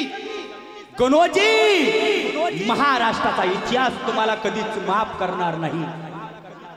गणोजीराव हसायला लागले। छत्रपती संभाजीराजांना कैद करण्यात आलं आणि राजांना ओढीत ओढीत वढू तुळापुरापर्यंत नेण्यात आलं। वढू तुळापुरापर्यंत आलमगीर बादशाह औरंगजेबाच्या समोर माझा राजा कैद म्हणून उभा होता। राजा उभा राहिलाय।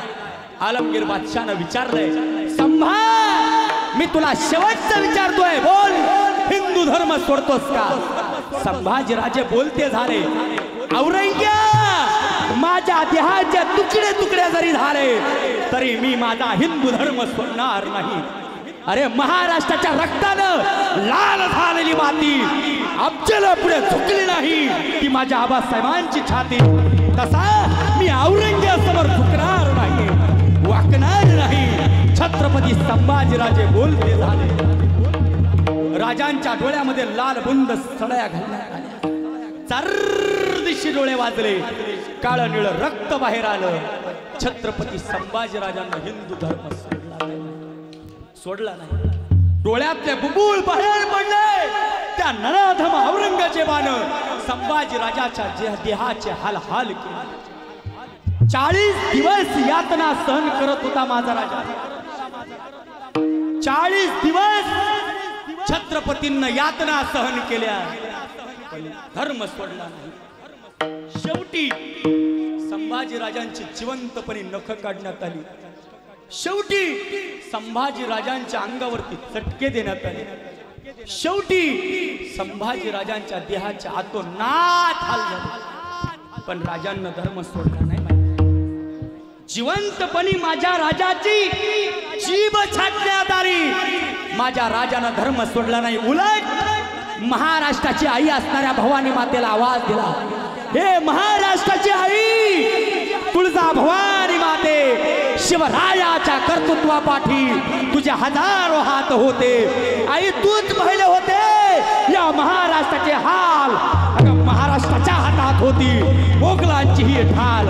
आई बाप जायचा रानात, मुलगा जायचा लढायला, माय बहिणीची आबरू नव्हतं ग त्यावेळी कुणी वाचवायला। आई या कलियुगातही एक चमत्कार झाला, अवघा महाराष्ट्र झाला।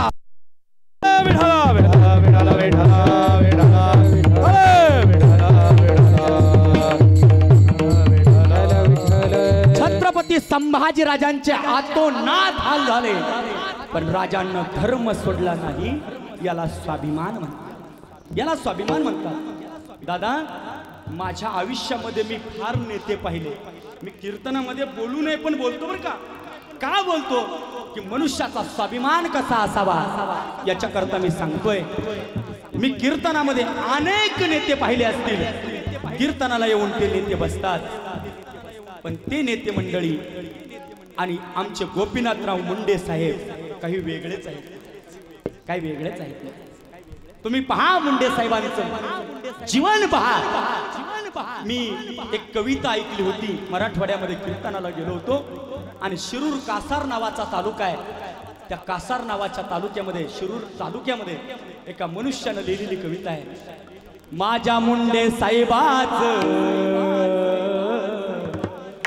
माझ्या मुंडे साहेबाच नाव गाजत जगात, नाव गाजत जगात, नाव गाजत जगात. होता गरीबाचा वाली दिन दुबळ्याचा दाता, होता गरीबाचा वाली दिन दुबळ्याचा दाता. कसा वागला प्रेमान, कसा वागला प्रेमान, कुंकू लाविल. किती गोड वर्णन आहे मुंडे साहेबाचं. माझ्या मुंडे साहेबाचं नाव गाजत जगात. असा नेता, असा महाराज स्वाभिमानी. दिल्लीच्या बादशाह समोर जसा संभाजी राजा वाकला नाही, तसा दिल्लीच्या गादी समोर मुंडे साहेब कधीच वाकले नाही, मोडेल पण वाकणार नाही. हे मुंडे साहेबांचं वाक्य होतं. भक्त भगवान बाबाचा, भक्त भगवान बाबाचा, भक्त भगवान बाबाचा. विठ्ठल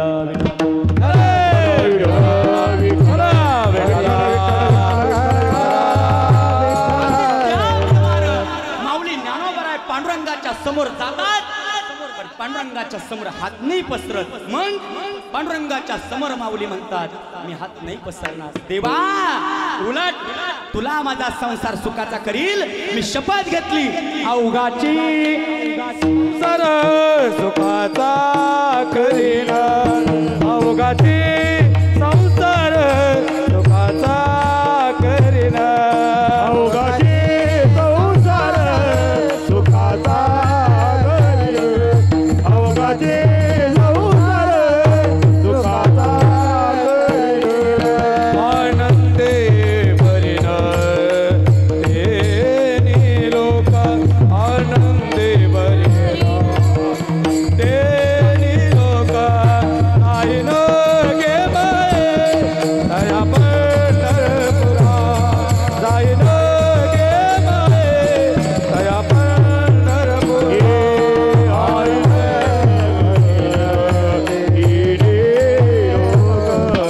आई लोक जाई न गे बाये दया पंढरपुरा, जाई न गे बाये दया पंढरपुरा.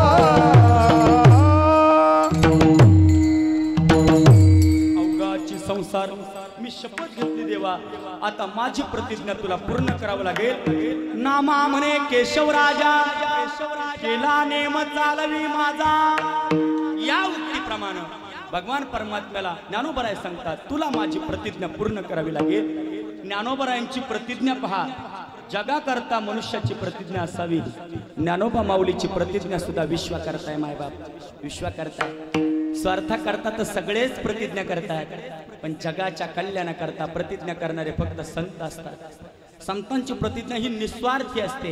किती निस्वार्थी असते.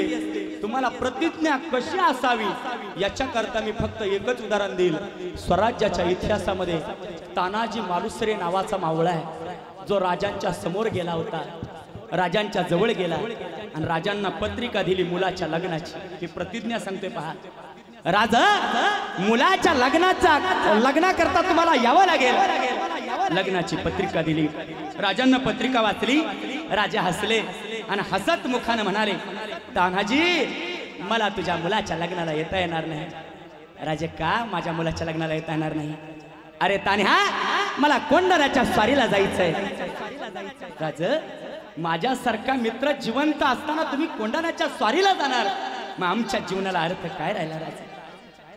राज तानाजीचे नुसतं मित्र नव्हते, तर तानाजीचा प्राण होते. आणि मित्र कसा असावा हे जर तुम्हाला पाहायचं असेल तर तानाजी मालुसरे आणि शिवाजी राजे पहा. मित्र कसा असावा? दुःख आडवायला उंबऱ्या सारखा, दुःख आडवायला उंबऱ्या सारखा, मित्र वनव्या गारव्या सारखा. एक तू मित्र कर आरशा सारखा, मित्र वनव्यामध्ये गारव्या सारखा. आयुष्यात मित्र कसा असावा, तान्हाजी मालुसरे सारखा असावा. राजा मी जाईल युद्ध करायला, तलवार हातामध्ये घेतली आणि कोंढाणा गडाच्या स्वारीला गेला. कोंढाण्याच्या पायथ्याला पोहोचला. वरती कोंढाणा किल्ला दिसत होता. दरवाजा तोडला गेला. तानाजी मालुसरेंना तलवार हातामध्ये घेतली. घनघोर युद्ध झालं. रात्रभर युद्ध झालं. तलवारीवर तलवार पडायला लागली. ढालीवरती ढाल पडायला लागली. घनघोर युद्धामध्ये तानाजीच्या छातडावरती आणि दंडावरती वार झाला. हात तुटला. डोक्याचा पागोटा काढला. तानाजी लढायला लागला. लढता लढता लढता लढता घायाळ झाला. रक्ताच्या धारोळ्यात लोळला. तानाजी खाली कोसळला. खाली कोसळलेल्या तानाजीनं एकदा पाहिलं. लक्षात आलं सगळे मावळे पळतायत. सैरा वैरा इकडे तिकडे पळतायत. मावळ्यांकडे पाहिलं आणि तानाजीनं सांगितलं, अरे पळताय काय भेकारासारखे. जगायचं तर शिवाजी राजा करता आणि मरायचं तर शिवाजी राजा करता. तानाजी मालुसरेंना शपथ घातली. सगळे मावळे पळाले. युद्ध चालू झालं. घनघोर युद्ध झालं. या युद्धामध्ये तानाजीराव खाली कोसळले. बघता बघता बघता बघता कोंढाणा हातातून जायला लागला. लक्षात आलं कोंढाणा गेला. सूर्याजी मालुसरे पुढे आले आणि सूर्याजी मालुसरेंनं सगळ्या मावळ्यांकडे पाहिलं आणि मावळ्यांना सांगितलं, अरे पळताय काय भेकारासारखे. काय उत्तर द्याल माझ्या शिवाजी राजाला. कुठल्या तोंडानं जाल माझ्या शिवाजी राजाच्या पुढे. चला पुन्हा तान्हाजी मालुसरेंकडे पहा आणि लढा पुन्हा एकदा. सूर्याजी मालुसरेंना सगळ्या मावळ्यांना गोळा केलं. एक 80 वर्षाचा म्हातारा होता. नाव होतं शलार मामा. पुढे आला.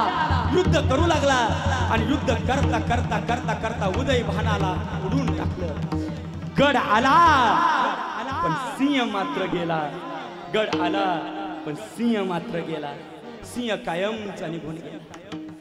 महाराजांच्या डोळ्यामध्ये पाणी आलं आणि महाराज रडले. महाराज त्या दिवशी धन्य धन्य तान्हाजी राजा.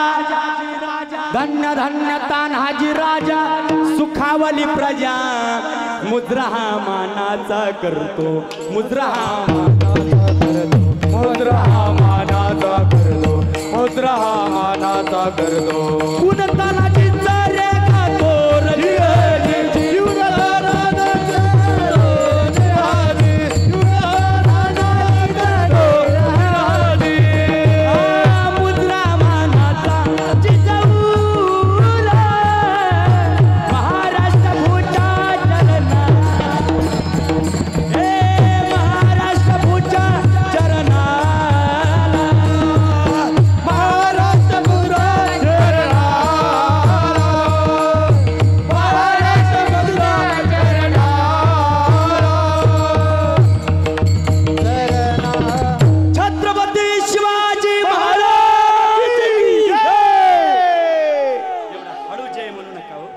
छत्रपती संभाजी महाराज की जय. अशी प्रतिज्ञा असावी महाराज स्वराज्या करता. स्वतःच्या जीवाचा विचार केला नाही असा मावळा असावा. प्रतिज्ञा ही स्वार्थ करता नसावी. प्रतिज्ञा ही विश्व करता असावी. कधी ना कधी मनुष्याला जावं लागणार आहे. आपण सगळेच मरण्याकरता आलेलो आहोत. कोण इथे कायमचं राहणार आहे. पण मरून जाताना असं मरून जायचं रे गड्या. 1 वर्ष झाला जसं या माऊलीचं नाव अमर झालं. आज 1 वर्षानंतर त्यांच्या करता तुम्ही एवढे जमा झालात ना, एवढ्या संख्येनं जमा झालात ना. माझी कळकळीची विनंती आहे, जीवन असं जगून जा का मेल्यानंतर आपली कीर्ती या हंगेवाडी गावच्या इतिहासामध्ये लिहिली गेली पाहिजे. उद्या ज्या वेळेस हंगेवाडी गावचा इतिहास लिहिला जाईल त्यावेळेस सुवर्ण अक्षरानं या माऊलीचं नाव त्या इतिहासामध्ये कोरलेलं असेल. असं मनुष्यानं जीवन जगायचं रे गड्या. दुसऱ्यांकरता जगा. दुःख तर प्रत्येकाला सहन करावं लागतं. प्रत्येक जण प्रत्येक जीव दुःख सहन करण्याकरताच आलाय. कारण हा संसारच दुःखाचा आहे. इथे दुःख प्रत्येकाला मिळणार आहे. पण दुःख सहन करण्याची देखील मनुष्याकडे ताकद पाहिजे. आणि लक्षात ठेवा, जो मनुष्य दुःख सहन करतो त्याची कीर्ती या महाराष्ट्राच्या पाठीवरती अमर होत असते. अमर होत असते. मी परवा दिवशी एका लोहाराच्या दुकानाच्या उद्घाटनाला गेलो होतो. ऐका रे गड्या, लोहाराच्या दुकानाच्या उद्घाटनाला गेल्यानंतर मला 3-4 अवजार समोर दिसले. माळी महाराज समोर हत्यारं होते, एक घन होता, एक छन्नी होती, दुसरं ती हातोडी असते ना छोटी हातोडी, ती हातोडी होती, एक आयरन होती. मला काहीतरी विशेष वाटलं म्हणून त्या लोहाराला मी विचारलं, ए दादा, अरे तू आयरनीची पूजा अशी वेगळी कार्य मांडलीस, छन्नीची हातोडीची घनाची पूजा वेगळी मांडलीस? त्यानं मला उत्तर दिलं, महाराज आयरन जी आहे ना, आयरन ही मार सहन करत असते आणि घन छन्नी हातोडा हे मार देत असतात. मार देणाऱ्याचा इतिहास कधी घडत नसतो, मार सहन करणाऱ्याचा इतिहास घडल्याशिवाय राहत नसतो. आणि म्हणून सहन करायला शिका, सहन करणाऱ्यांचा इतिहास तयार होत असतो, जे सहन करतात त्यांचा इतिहास घडत असतो. या माऊलीनं आयुष्यभर कितीतरी दुःखाच्या यातना आल्या असतील, त्या सहन केल्या म्हणून आज दुःखाची दरी ओलांडल्याशिवाय सुखाची चाहूल येत नसते, सुखाची चाहूल येत नसते. आज आनंदाचा दिवस आहे. तुका म्हणे मुक्ती तुका म्हणे मोक्ते परली नवरे, तुका म्हणे मोक्ते परली नवरे, तुका म्हणे मोक्ते परली नवरे.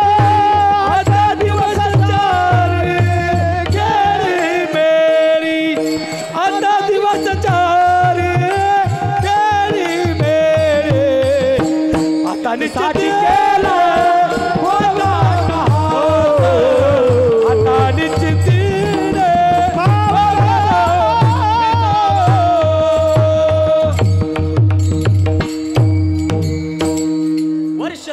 म्हणजे तुमच्या आमच्या दृष्टीने दुःखाचा दिवस, कारण आपण सामान्य जीव आहोत, पण संतांच्या दृष्टीने वर्ष श्राद्ध म्हणजे मुक्तीचा दिवस. तुका म्हणे मुक्ती परिणिली नवरी, आता दिवस चारी खेळीमेळी, आता निश्चिंतीने पावलो विसावा, खुंटलिया धावा तृष्णाची. सिंधुताई सपकाळ म्हणायच्या, या महाराष्ट्रामध्ये ज्याला मोठं व्हायचंय, माईंचं वाक्य होतं, या महाराष्ट्रामध्ये ज्याला मोठं व्हायचंय त्याला आधी मरावं लागतं, आणि जो मरतो तो महाराष्ट्रामध्ये मोठा होत असतो. हे माईंचं वाक्य आहे. सज्जन हो, मला लता दिदींचं एक वाक्य आठवतंय. दिदी म्हणायच्या, मी मरल या महाराष्ट्रातून, ज्यावेळेस मी संपल, माझं नाव या महाराष्ट्रातून जाईल, माझं कीर्ती या महाराष्ट्रातून जाईल, पण माझं गाणं, माझा आवाज या महाराष्ट्राच्या सह्याद्रीच्या दऱ्याखोऱ्यांमध्ये घुमघुमत राहील. हा दिदींचा आवाज आजही तुम्ही पहा गाड्या, त्यांचं गाणं एक फार छान सुंदर गाणं आहे.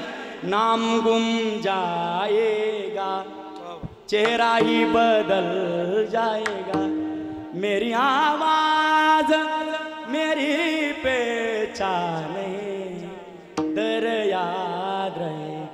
माझं नाव निघून जाईल, माझं गाव निघून जाईल, पण माझा आवाज या महाराष्ट्राच्या कानाकोपऱ्यात राहील.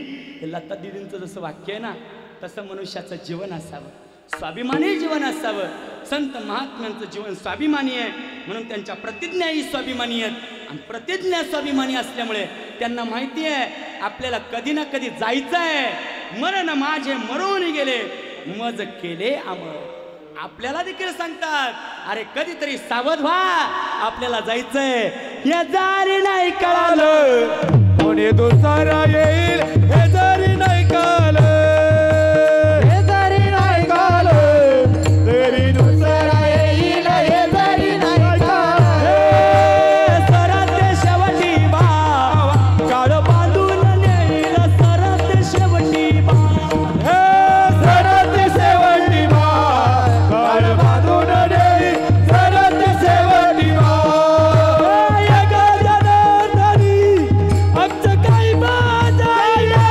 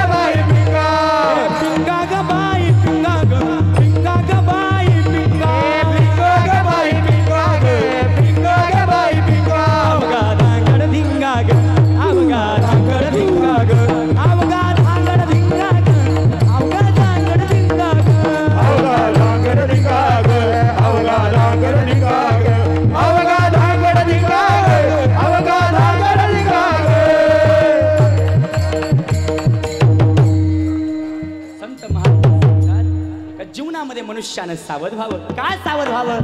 आपल्याला कधी ना कधी जायचंय. हे जारी नाही काल तरी दुसरा येईल, हे जारी नाही काल. तुम्ही जर आमचं ऐकलं नाही तर कुणी ना कुणी येणार आहे, आणि नाही ऐकलं तर आमचं काय जाईल? काय जाईल? एका जनार्दनी आमचे काय बा जाईल. पिंगळा महाद्वारी बोले बोला तो देखा पिंगळा महाद्वारी. म्हणा ना एका आवाजात पिंगळा महाद्वारी. आता जर म्हटलं ना लाडकी बहीण योजना आहे, जाता का सगळ्या पैसे घ्यायला? आता उठतील सगळ्या, मला माहिती ना सगळ्या उठतील. असं फुकट पैसे पाहिजे असेल का तिथं मोकर आरडतील. इथं कुणी आरडणार नाही, कुणीच आरडणार नाही. बरोबर की नाही? बरं सोपं म्हणतो, जरा सोपं म्हणा. सोपं. सुंदर माझे जाते ग फिरते बहुते ग.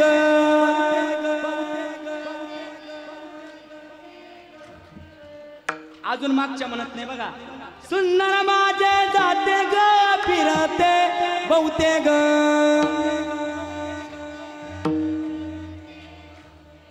ओव्या गाऊ कौतुके तू ये रे बा विठला.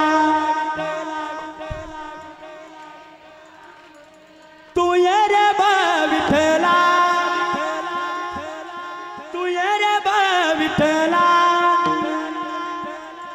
ये रे बा विठला. तू ये रे बा विठला. ये रे बा विठला. तू ये रे बा विठला. ये रे बा विठला. तू ये रे बा विठला. तू ये रे बा विठला. ये रे बा विठला. ये रे बा विठला. शिव दोन्ही कुंडले गे प्रपंचाचे नेते गे. शिव दोन्ही कुंडले गे प्रपंचाचे नेते गे. लावणी पाची बोटे गे तू ये रे बा विठला. लावणी पाची बोटे गे तू ये रे बा विठला. लावणी पाची बोटे गे तू ये रे बा विठला. लावणी पाची बोटे गे तू ये रे बा विठला. तू ये रे बा विठला. तू ये रे बा विठला. तू ये रे बा विठला. विठला तू ये रे बा विठला. ये रे बा विठला. तू ये रे बा विठला.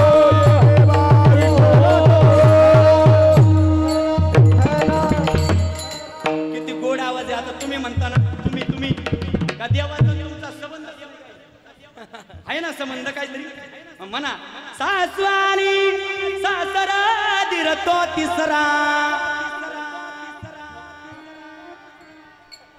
सासऱ्याचं तुमचं तर लय वाकडं आहे, मला माहिती ना. त्यांचं नावच घेणार नाही. सासवानी सासरा दिरतो तिसरा.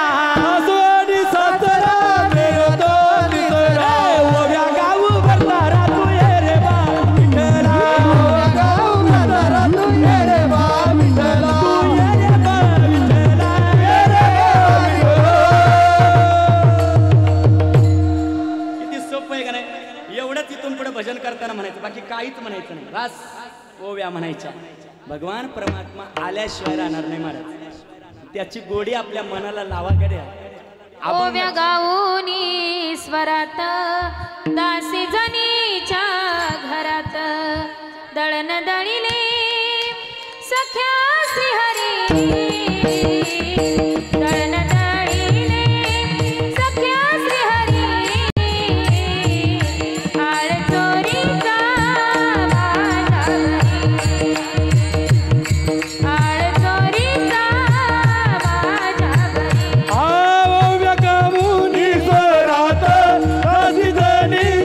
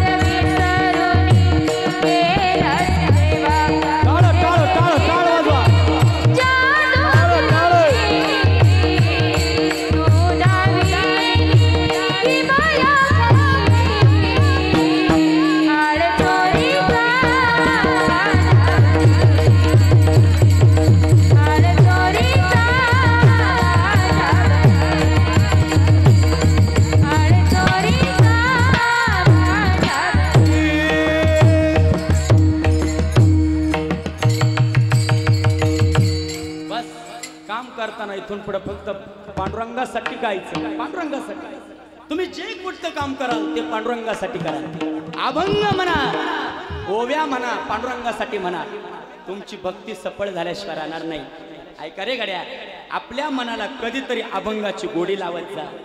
कधी लागे गेल रे वेड्या तुला गोडी अभंगाची.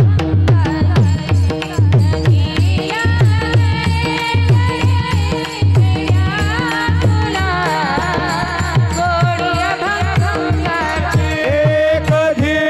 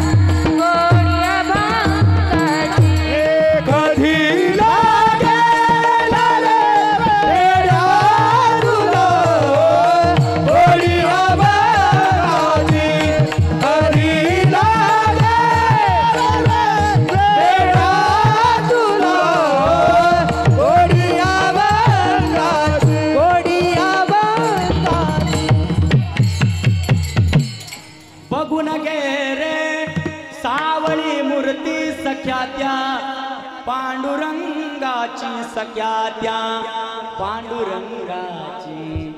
कधी लागेल रे वेड्या तुला गोडी अभंगाची.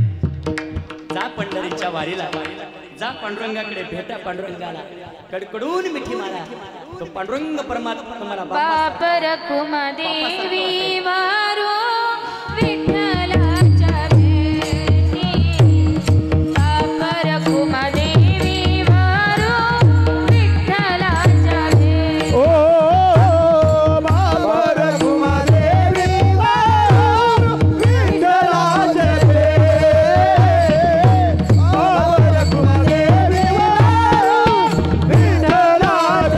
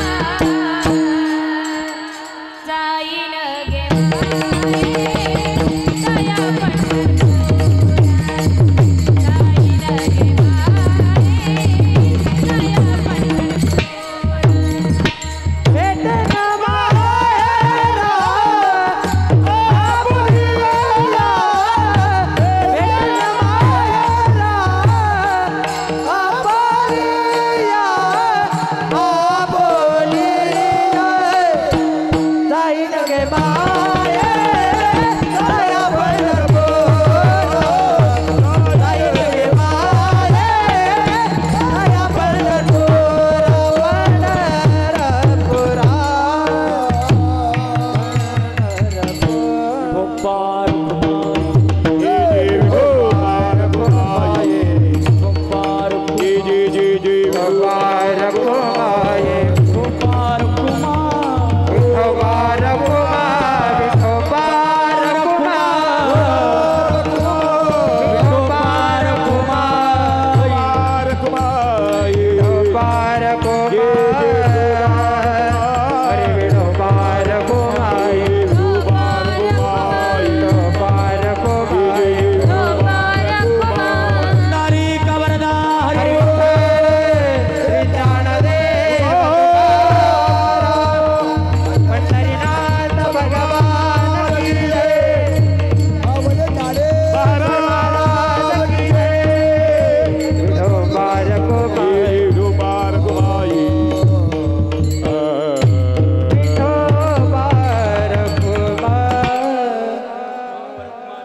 विठ्ठलाच्या भेटी आपुले सवसाटे करुणे ठेला जाईन गे माये तया पंढरपुरा भेटेन माहेरा आपुलिया.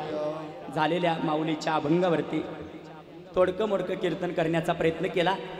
जाता जाता एकच सांगतो मायबाप हो, हा अभंग एक स्त्री तत्वातून ज्ञानोबा माऊलीने लिहिलेला आहे.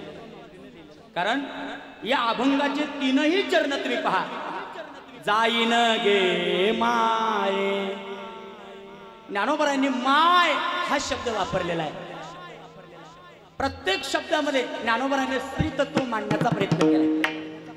माऊली दिसायला पुरुष आहेत, पण अभंग लिहिताना मात्र स्त्री तत्वातून लिहितात. का स्त्री तत्वातून लिहितात? कारण ज्ञानोबा माऊलीनं या अभंगामध्ये स्त्री तत्वाला जास्त प्राधान्य दिलेलं आहे.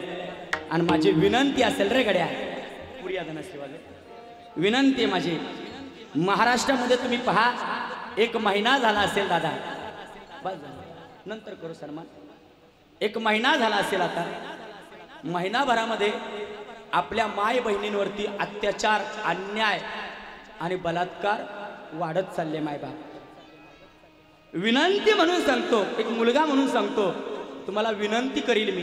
कीर्तन करण्या इतपत माझा अधिकार नक्कीच नाही आहे, पण विनंती नक्की करील मी. कारण मी तुमचा एक मुलगा आहे, एक भाऊ आहे. मला मुलगा समजा, भाऊ समजा. आणि त्या विनंतीच्या माध्यमातून मी सांगेल, महिना सुद्धा झाला नाही, उरण गावामध्ये एका मुलीवरती अत्याचार झाला. त्या मुलीचं नाव होतं यशस्वी शिंदे. या यशस्वी शिंदे मुलीच्या जीवनामध्ये जे घडलं ते कुठल्याही मुलीच्या वाट्याला येऊ नये माहिती, कुठल्याच नाही. एक दाऊद शेख नावाचा माणूस आहे, नराधम आहे, का ज्या नराधमानं त्या यशस्वी शिंदे नावाच्या मुलीचे तुकडे तुकडे केले. आणि लव जिहादला बळी पडलेली ती मुलगी ज्यावेळेस मरत होती त्यावेळेस तिच्या रक्तानं एक पत्र लिहिलेलं आहे. तुम्ही ते पत्र वाचा, फार गोड पत्र आहे. त्या पत्रामध्ये तिनं असं सांगितलंय का, हे विधात्या, हे पांडुरंगा, पुढच्या जन्मामध्ये मला जर जन्म द्यायचा असेल तर स्त्री म्हणून जन्माला घालू नकोस. कारण स्त्री जन्माला येऊन स्त्री देहाची जर अशी विटंबना होणार असेल तर मला मुलीचा जन्म नको. मी तुम्हा सगळ्यांना सांगेल गड्या हो, स्त्री जन्माला येऊन स्त्रीचं काय पाप आहे का? अरे नारी नारी मत कह यारो, नारी है रतन की खान, जिस नारी से पैदा हुए शुक भीष्म और हनुमान. ज्या नारीच्या पोटी हनुमंतरायानं जन्म घेतला, ज्या नारीच्या पोटीनं शुकजीनं जन्म घेतला, ती नारी महान आहे मायबाप, महान आहे. एक वर्ष सुद्धा झाला नाही रे दादा, आपल्या दिल्ली नावाच्या राजधानीमध्ये श्रद्धा वालकर नावाच्या मुलीचे 36 तुकडे झाले होते. तुम्ही YouTube वरती टाका, श्रद्धा वालकर नुसतं नाव टाकलं तर ती घटना तुमच्या डोळ्यासमोर उभी राहील. मी तुम्हाला कशा करता सांगतोय, ज्या मुलीचे 36 तुकडे एका लव जिहादमुळे झाले, माझ्या तमाम हिंदू बांधवांना मी कळकळीची विनंती या कीर्तनाच्या माध्यमातून सांगेल. अरे 4 वर्षाची मुलगी असते, काय कळतं रे त्या मुलीला? 4 वर्षाची मुलगी, बदलापूरची घटना. 4 वर्षाच्या मुलीवरती जर अत्याचार होत असेल तर याच्यासारखं किती समाजानं खाली जायला पाहिजे अजून. म्हणून माझी विनंती आहे सगळ्या तमाम हिंदू बांधवांना, अरे आपल्या मुली वाचवा रे गड्या, आपली नारी वाचवा, नारी वाचली. आता पुढच्या आठवड्यामध्ये मला वाटतं नवरात्र आलेलं आहे. नवरात्रामध्ये नारी शक्तीचा सन्मान केला जातो आणि महाराष्ट्रामध्ये 9 दिवस घट बसवला जातो. विनंती असेल माझी सगळ्यांना, कमीत कमी अरे 4 वर्षाची मुलगी जर तुम्हाला कळत नसेल तर याच्यासारखं धर्मानं अधर्मानं किती खाली जायचं. आणि म्हणून अधर्म जो वाढला त्याच्याकरता मी कळकळीची विनंती करून सांगतो या धर्म मंडपामधून, अरे या धर्म मंडपातून नाही सांगायचं, मग कोणत्या मंडपातून सांगायचं? माझ्या डोक्यावरती जो फेटा आहे तो धर्माचा फेटा आहे. आणि म्हणून विनंती आहे माझ्या सगळ्या बांधवांना, अरे नारीचा सन्मान करा, जो ज्ञानोबा माऊलीनं आजच्या अभंगामध्ये केला. आणि म्हणून माऊलींनं जाईन गे माय तया पंढरपुरा म्हटलेलं आहे. एका स्त्री तत्वाचा सन्मान ज्ञानोबा माऊलीनं केला होता. म्हणून तर मुक्ताबाईचा ताटीचा दरवाजा ज्ञानोबारायानं ज्ञानोबराय ज्यावेळेस बसले त्यावेळेस मुक्ताबाईनं ताटीचा दरवाजा वाजवला. ज्ञानोबरायांना ताटीचा दरवाजा उघडला होता. हा कशा करताय? ज्ञानोबराने ही लीला कशा करता केली? फक्त स्त्री तत्वाला दिलेला मान आहे, लक्षात ठेवा. एवढी महान नारी आहे म्हणून सगळ्यांनी एकदा हात वरती करा. जाता जाता सगळ्यांनी हात वरती करा. वा ज्ञानेश्वर माऊली माऊली ज्ञानेश्वरा